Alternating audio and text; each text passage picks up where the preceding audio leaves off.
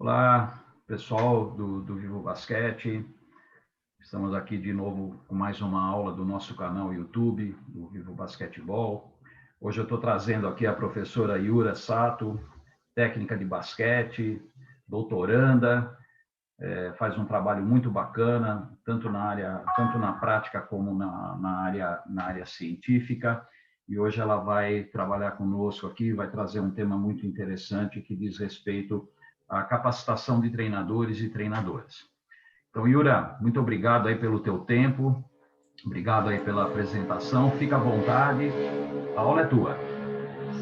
Eu que agradeço, professor Dante, para mim é um prazer estar compartilhando aqui no seu canal um pouquinho do que eu venho estudando, algo que eu tenho debruçado principalmente agora no doutorado, né? Que é a questão do desenvolvimento e da formação de treinadores. A ideia é até trazer um pouquinho a diferenciação desses dois conceitos. E vou já começar a compartilhar a minha tela. Professor Dante já me apresentou, sou Yura, né? Hoje eu sou treinadora de basquete em Limeira, no interior de São Paulo, e também estou terminando o meu doutorado.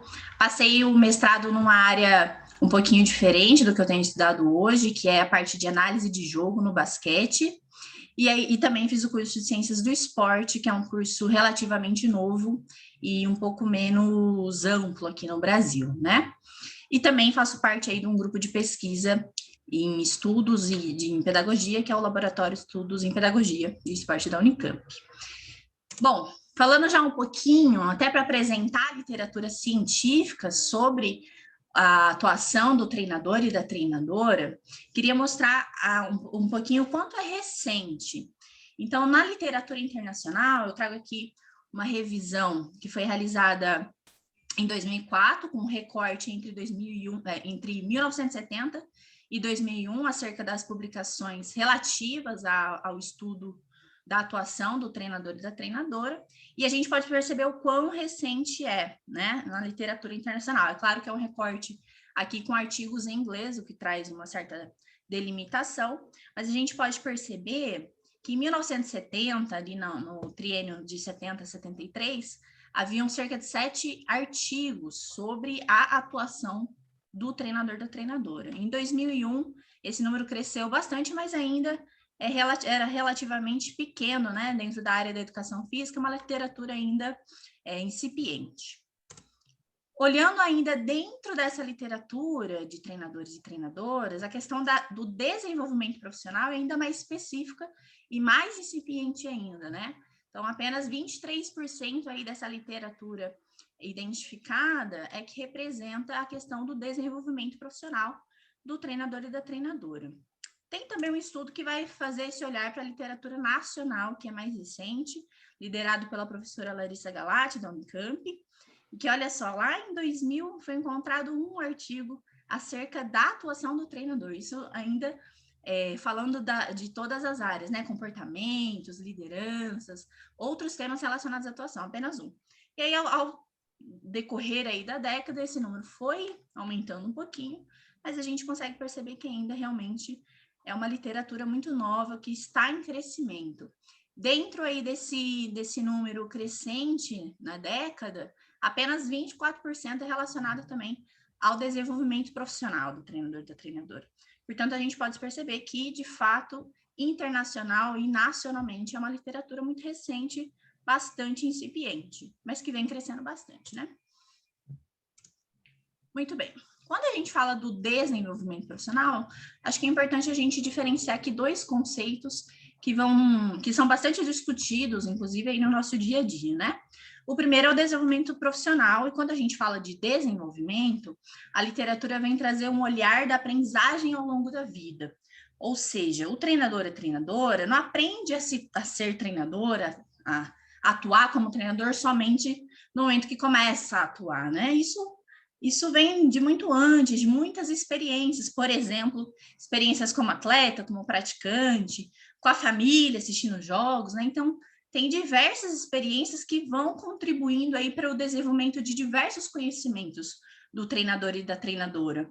Então, até convido vocês a fazerem uma linha do tempo, pessoal, pensar lá desde o início, quais foram as suas primeiras influências, a se engajar com o esporte, que te influenciaram a engajar com o esporte, né? Então, tenho certeza que são vários episódios, várias pessoas também que possam ter contribuído com que você, que está assistindo aqui a gente, treinador e treinadora, a se engajar com o esporte. E é mais um caminho aí sinuoso, né? Cheio de curvas, cheio de experiências, mas o que é de fato uma linha reta e linear. E aí tem um estudo bem legal, que foi liderado pelo professor Heitor de Andrade Rodrigues, que hoje é professor na Federal de Goiás, em que ele foi investigar quais eram as fontes de conhecimento, quais eram esses episódios que contribuíam para que treinadores de jovens atletas de basquetebol aprendessem, se desenvolvessem. E aí tem algumas fontes, né, importantes: experiência como atleta, atuação prática do dia a dia, né, então atuando como treinador, treinadora, o próprio curso de educação física, observando e trocando com os pares, e também alguns cursos, né, de curta duração, fazem parte aí de uma formação mais continuada. Todas essas experiências, essas fontes de conhecimento vão contribuir para o desenvolvimento de 3 bases que são hoje consolidadas na literatura como bases de conhecimento do treinador e da treinadora. O primeiro deles é o conhecimento profissional, que diz respeito à modalidade esportiva em si, questões sobre treinamento, biomecânica, fisiologia, regras do esporte, então conhecimentos específicos da modalidade, no nosso caso aqui o basquete. Conhecimento interpessoal, que é um conhecimento bastante importante, né? Está relacionado às questões das relações com os atletas, com os árbitros, com os pais, com os diferentes atores aí do cenário esportivo. E o conhecimento intrapessoal, que já está mais relacionado à capacidade de introspecção, de reflexão, de autoconhecimento, né? Então, são conhecimentos que dão base a competências, a habilidades também profissional, interpessoal e intrapessoal. E como esses episódios, né, em quais contextos e situações acontecem esses episódios de aprendizagem do treinador? A literatura vai diferenciar aí contextos de aprendizagem. Então, quando a gente fala de contexto, a gente está se referindo ao cenário em que essa aprendizagem acontece, que pode ser formal, que são cursos de larga escala, o próprio curso de educação física. O que é o curso de larga escala? São aqueles de certificação, que são mais comuns no cenário internacional, que vão certificar o treinador ou habilitar o treinador a atuar. Aqui no Brasil, a gente tem a formação inicial na universidade, eu vou falar um pouquinho mais para frente disso. O contexto pode ser o não formal, que são já os cursos de menor amplitude, cursos federativos, workshops, seminários, que são promovidos por diversas instituições. E contexto informal, que são aqueles momentos em que tem trocas de experiências do cotidiano, observação de outros treinadores, estão inseridos em diferentes contextos, mas que não está ligado a uma certificação, a algum curso. E também existem as situações de aprendizagem.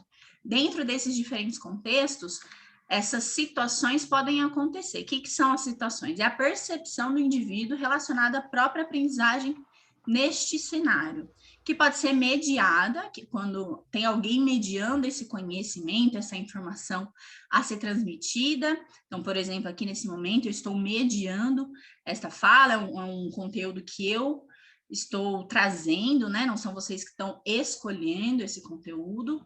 Situações não mediadas, e aí sim, quando o treinador e a treinadora procura por conta própria, né? Então, pesquisa diferentes tipos de conhecimento, de acordo com a necessidade, né? De acordo com a curiosidade que daquele momento. E as situações internas, são esses momentos de reorganização cognitiva. Então, de fato, a reflexão, a introspecção. Então, todos esses momentos, vou dar um exemplo, né? Posso estar num momento, numa aula de educação, do curso de educação física, seria um contexto formal, mas posso ter ali situações não mediadas quando eu estou trocando ali com algum colega de classe. Outros momentos eu posso estar refletindo sobre algum aspecto. Então, são diferentes situações dentro de um mesmo contexto. Quando a gente fala da formação, e aí a gente diferenciando agora do desenvolvimento, a gente está falando de um de uma parte que está relacionada à qualificação para o exercício profissional, né? Então, se trata da educação em ambientes institucionalizados. Quando a gente fala disso, a gente está falando, então, dos contextos formal e não formal, em que geralmente ocorrem mais situações mediadas, né? E até por isso, por vezes, treinadores e treinadoras têm entendido que tem um menor impacto, porque às vezes esse conteúdo que é mediado não tem tanto sentido para quem está ouvindo, para quem está absorvendo ali naquele momento. Então, a gente consegue entender que a formação faz parte do desenvolvimento profissional. Mas o desenvolvimento profissional é muito mais amplo, né? Que abarca aí toda a trajetória de vida do treinador e da treinadora. E como que os treinadores têm percebido esses contextos e essas situações de aprendizagem, né? De acordo com a literatura. As situações não mediadas e internas e o contexto informal têm sido relatado como de maior impacto na aprendizagem dos treinadores. Então, as trocas, aprender com outro treinador a partir da observação, né, o estudo independente, momentos de reorganização desse conhecimento, né, de reflexão, enquanto que o contexto não formal e formal e as situações mediadas têm sido percebidas como de menor impacto na aprendizagem, né? E isso a gente tem que compreender que sim, são fontes que são percebidas como preferidas ou não, mas que, além disso, elas são complementares. Mais que isso, né? Elas são complementares, são fontes complementares quando a gente pensa no desenvolvimento ao longo da vida. Agora, partindo um pouquinho mais para a formação, olhar específico da formação, que é esse momento em ambientes institucionalizados, né? Eu trouxe aqui um pouco do cenário, panorama do mundo e do Brasil para a gente fazer algumas comparações. Na maioria dos países não tem obrigatoriedade do diploma no ensino superior, né? Então não é obrigatório fazer um curso de educação física e ter o diploma, por exemplo. A atuação do treinador é voluntária na maioria dos países, principalmente quando a gente fala aí do contexto de participação, de iniciação. Os treinadores de basquetebol têm pouca ou nenhuma capacitação formal quando iniciam, né? Ou seja, tem países que não exigem nem certificação de federações para que se possa iniciar. É muito comum em comunidades do bairro, né? Um pai, uma mãe, algum voluntário ser o próprio treinador ali das crianças dessa comunidade. E a prática é baseada, então, principalmente em suas experiências e conhecimentos prévios que foram desenvolvidos enquanto eram atletas, por exemplo, assistindo jogos, enfim. Alguns países exigem a certificação em nível federativo, né? E geralmente essas certificações, esses cursos são separados por níveis, né? Então, nível 1, nível 2, nível 3, e a tendência é que também seja diferenciado pelo contexto, né? Porque um contexto de iniciação, por exemplo, é bastante diferente em termos de características, necessidades, objetivos dos praticantes, em relação a, por exemplo, um contexto de alto rendimento. Então, a tendência é que essa diferenciação passe a não ser por níveis, mas sim por contextos. No Reino Unido, trouxe aqui um panorama, né? Apesar de não ser obrigatória a obtenção do diploma, da graduação, o número de cursos no ensino superior tem crescido bastante, nos últimos 10 anos praticamente dobrou, né? Passou aí de 245 em 2009 para 466 em 2019. Nos Estados Unidos também tem crescido bastante os cursos relacionados à formação de treinadores, que ele tem o título de Sports Coaching, fica até uma tradução um pouquinho difícil do português, seria relacionado ali ao treinamento esportivo, né, mas com foco bastante importante na atuação do treinador, não só na formação do atleta, né. Então, nos Estados Unidos tem aí cerca de 308 instituições, num estudo levantado em 2019, e isso tem acontecido por um esforço internacional muito grande que tem acontecido para o reconhecimento da profissão de treinador em outros países, já que ainda não é reconhecido enquanto, ou regulamentado enquanto uma profissão diferente aqui do Brasil, né? No Brasil, a gente tem a obrigatoriedade do registro no CREF. E aí muita gente, inclusive, me pergunta o que de fato a lei fala para trazer essas questões de o que é preciso, o que não é preciso. Então, vamos lá. Trouxe aqui o trecho realmente do que diz essa lei de 1998. Está instituído o seguinte: o registro regular no Conselho Regional de Educação Física, CREF, é prerrogativa para a atuação do profissional de educação física, incluindo os treinadores de basquete.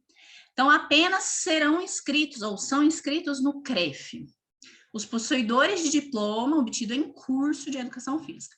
Então, quando a gente olha lá na lei, não tem especificado, por exemplo, que seja bacharelado, porque aí é uma outra regulamentação que é do Ministério do Esporte.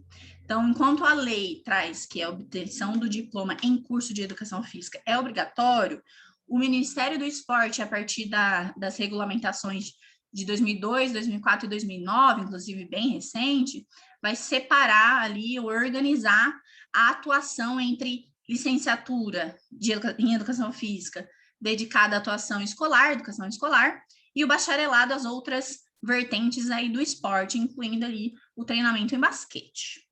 Então, os possuidores de diploma em educação física expedido por instituições no ensino superior, estrangeira, tem que ser revalidado, principalmente por essa questão aí de licenciatura e bacharelado, e também os que até a data de início de vigência dessa lei tenham comprovadamente exercido atividades próprias dos profissionais de educação física, também tem o direito ao que a gente chama do CREF provisionado, né? Então, a lei diz isso, é prerrogativa ter o curso de graduação, e os que até o momento da instituição da lei tiverem comprovado a experiência também teriam ali o registro do provisionado.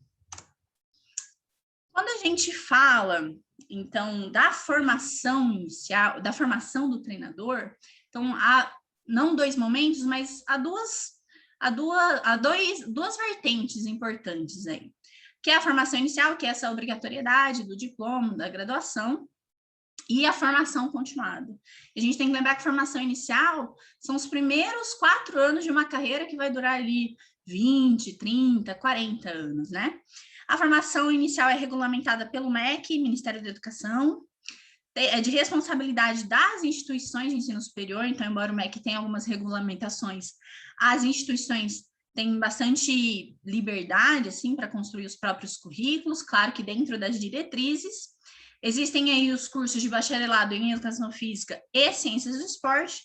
Em um levantamento em 2019, foi verificado que existem 906 cursos de Educação Física em instituições públicas e privadas e 5 cursos em Ciências do Esporte. Então, ainda é um número bastante incipiente. A gente tem visto um movimento ao redor do mundo que os cursos de Ciências do Esporte têm crescido um pouquinho mais.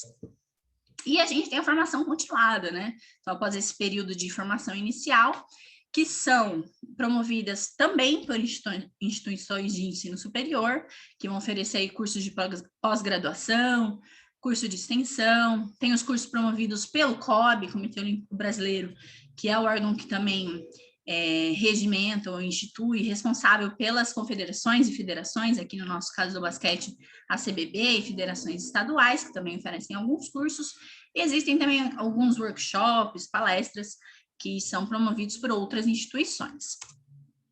Eu trouxe aqui um pouquinho de alguns pontos fortes de cada processo e alguns desafios também que a gente sabe que tem bastante, a gente discute bastante, e é legal entender o que a literatura já tem observado sobre isso. Em relação aos pontos fortes, né, da formação inicial, aqui no Brasil é a questão da profissionalização, né, então o treinador e a treinadora são reconhecidos. Existe uma lei de 93 que institui uma exceção ao treinador de futebol, mas isso é uma outra discussão. O de basquete precisa obter o diploma de graduação.